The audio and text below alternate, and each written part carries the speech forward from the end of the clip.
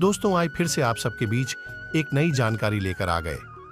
इस कहानी के माध्यम से हम जानेंगे कि पत्नी को भूलकर भी न बताएं।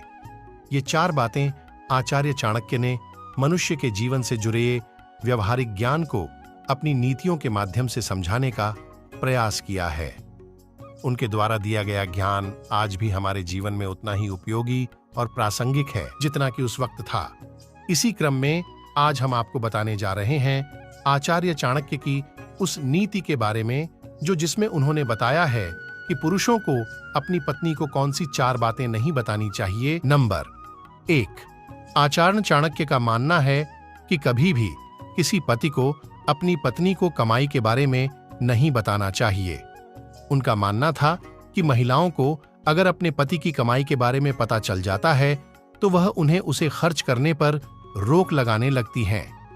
कई बार तो वह उनको जरूरी खर्च करने से रोकती हैं। नंबर 2, पति को कभी भी पत्नी को अपनी किसी कमजोरी के बारे में नहीं बताना चाहिए।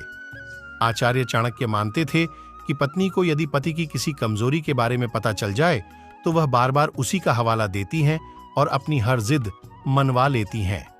अपनी सबसे बड़ी कमजोरी को पति को पत्नी से सदैव छिपाकर रखना चाहिए। नंबर 3, यह बात पुरुषों को खास तौर पर ध्यान रखनी चाहिए कि यदि कभी किसी ने आपका अपमान किया हो तो इस बार में भूलकर भी अपनी पत्नी को नहीं बताना चाहिए। महिलाओं के बारे में ऐसा माना जाता है कि कभी जीवन में पति से कहासुनी होने पर या फिर कोई और बुरा वक्त आने पर महिलाएं पति को उस अपमान की बात याद दिलाकर भला बुरा बोल सकती हैं। नंबर 4, वैसे तो शास्त्रों में ऐसा बताया गया, यदि आप दान करते हैं तो वह इतना गुप्त होना चाहिए कि अगर दाएं हाथ से करते हैं तो बाएं हाथ को इसकी खबर नहीं लगनी चाहिए। इसी प्रकार जब आप दान करें या फिर किसी की आर्थिक रूप से मदद करें तो इस बारे में अपनी पत्नी को बिल्कुल भी न बताएं।